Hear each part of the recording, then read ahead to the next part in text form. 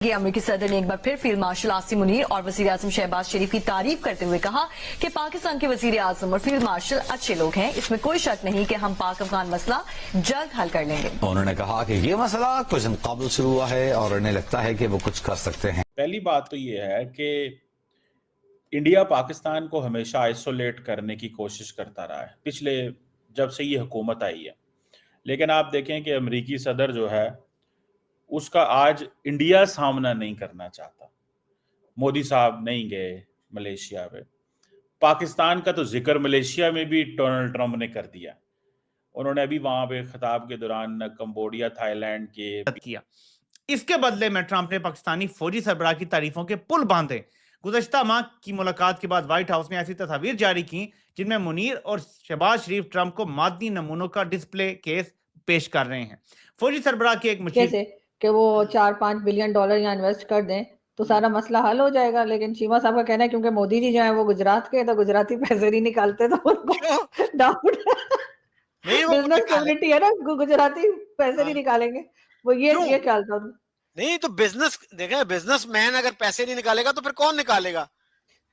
Sir उनको पता है बिजनेस भी नहीं होना, पैसा भी वापस नहीं मिलना। यहाँ तो आपको पता है कि जो इन्वेस्टमेंट आती है वो कहाँ। कि आपको सिर्फ दिख रहा है ट्रंप, इसमें कोई शक नहीं है कि Trump is a important player, लेकिन आप सिर्फ अगर इस ट्रंप के ऊपर चल रहे हैं कि ये आपको इंटरनेशनल रिकॉग्निशन दिला देगा, ये आपको न्यूक्लियर ऑप्शन को एक्साइज करने देगा, ये आपको एक बंद कमरों में, प्राइवेट महफिलों में जो पॉलिश कर रहे थे, ट्रंप ने इन्हें बोला है कि अब सरेआम पॉलिश करो। ये इतना बेबस है, लाचार है उसके सामने कि उसको वो सारे अल्फाज बोलने पड़े और सोच के बोलने पड़े कि मैं कोई मिस ना कर दूं जो मैंने प्राइवेटली बोले हैं, कि पूरी दुनिया।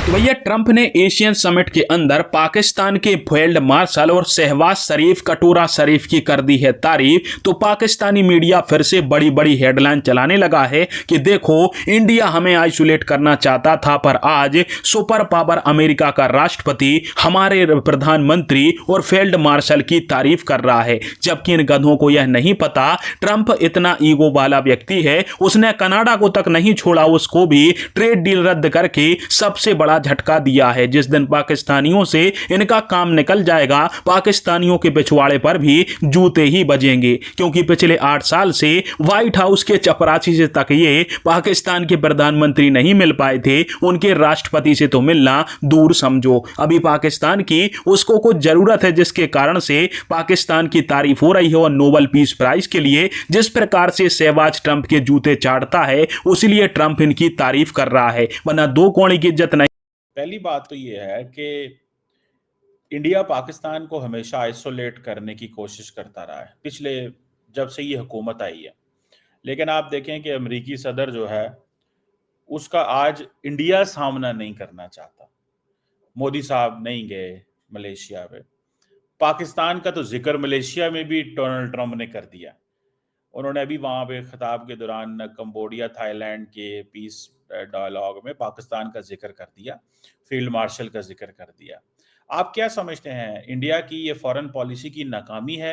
क्योंकि अमेरिका ने तो इंडो पैसिफिक का नाम लेना ही छोड़ दिया। अब सिर्फ पाकिस्तान की बात नहीं, इंडो पैसिफिक का वो नाम ही नहीं लेते। वो डायरेक्ट जो है चाइना से इंगेज कर रहे हैं और जितने भी इंडो पैसिफिक रीजन के ममालिक थे उनको उन्होंने इग्नोर कर दिया।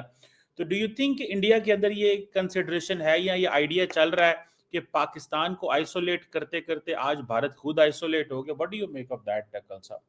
वेरी गुड, फैंटास्टिक क्वेश्चन और बहुत अच्छा पॉइंट है कि कौन आइसोलेट हो रहा है या नहीं, कौन किसको कर रहा है या नहीं, वगैरह वगैरह। कमर चीमा से ज्यादा अच्छा और कोई नहीं जानता कि international relations are always fluid. ये वो फ्लूइड है, ये वो पानी है जो जहां जगह देखता है वो उस तरफ को चलता है। कुछ समय चलने के बाद वो अपनी दिशा निर्धारित करता है, अपनी चेंजेस करता है, वगैरह वगैरह।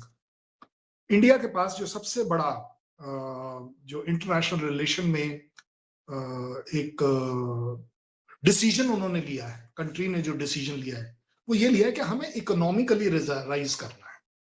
तो मैंने कहा अगर इन्वेस्टमेंट करवा दें आप भारत से किसी तरीके से कि वो 4-5 बिलियन डॉलर यहाँ इन्वेस्ट कर दें तो सारा मसला हल हो जाएगा। लेकिन चीमा साहब का कहना है क्योंकि मोदी जी जो है वो गुजरात के, तो गुजराती पैसे नहीं निकालते, तो उनको डाउट नहीं वो बिजनेस निकाले कम्युनिटी है ना, गुजराती पैसे हाँ, नहीं निकालेंगे, वो क्यों ये ख्याल था उनका। नहीं तो बिजनेस देखें, बिजनेसमैन अगर पैसे नहीं निकालेगा तो फिर कौन निकालेगा?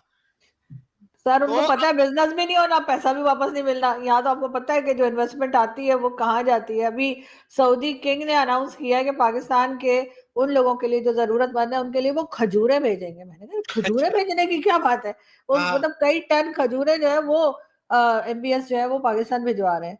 मैंने कहा खजूर कहीं को भिजा रहे हैं। तो अब ये उस वक्त जाहिर है कि अगर यहाँ पे इन्वेस्ट करता है भारत तो उसे वापस क्या मिलेगा सर? नहीं, इंडिया के लिए तो मुश्किल होगा इन्वेस्ट करना, तो लेकिन वो अगर जहाज हमसे खरीद लें जो हमने बनाए हैं, तो फिर मेरा ख्याल है कि एंटी इंडियन जो सेंटिमेंट है पाकिस्तान में वो कम हो सकता है।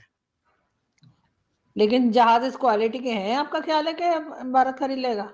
मतलब अगर आप इन्वेस्ट ही करना चाह रहे हैं कि अगर आपको चाहिए कि पाकिस्तान में अच्छा इमेज हो इंडिया का, तो एक स्टेप जो है इंपॉर्टेंट स्टेप ये हो सकता है, जैसे बर्मा के खिलाफ उन्होंने लिया है, कंट्री ने जो डिसीजन लिया है वो ये लिया है कि हमें इकोनॉमिकली राइज करना है।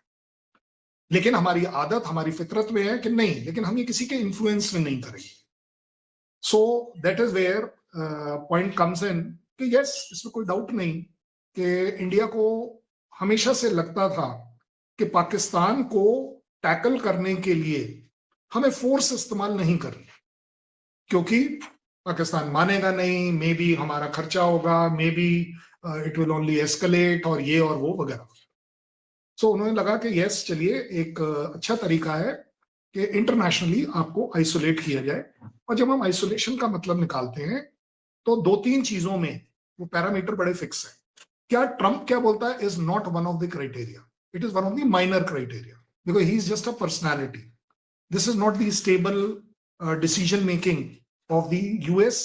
आपको ये बात प्रूव कर सकता हूं कि ये वही वाला ट्रंप है जिसने पिछले बार आपके साथ क्या किया और इस बार क्या किया, जहां पर आपके यहाँ के सभी लोगों ने ये माना, अच्छे से पढ़े लिखे लोगों ने भी ये माना कि well US is not a reliable ally.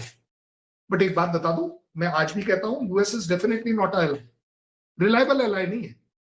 He is a US जो है वो कंट्री है, ट्रंप एक वो आदमी है जो आपको सिर्फ यूज करेगा। और उस पॉइंट ऑफ व्यू से अगर हम एक इवैल्यूएशन ले, इंडिया वाज वेरी सक्सेसफुल कि पाकिस्तान कुछ हद तक आइसोलेट हुआ। अगर आप पिछले 10-12 साल की बात कर रहे हैं तो शुरुआत के जो 5-6 साल थे इट वाज वेरी सक्सेसफुल, और अभी भी वो सक्सेसफुल है कि पाकिस्तान FATF में फंसा, पाकिस्तान को एड मिलनी पाकिस्तान यूएस की वो बंद हुई, IMF के भी प्रॉब्लम्स में वो आया, वगैरह वगैरह 10 और ऐसी चीजें जहां पर वो आइसोलेशन जो है वो काम आई।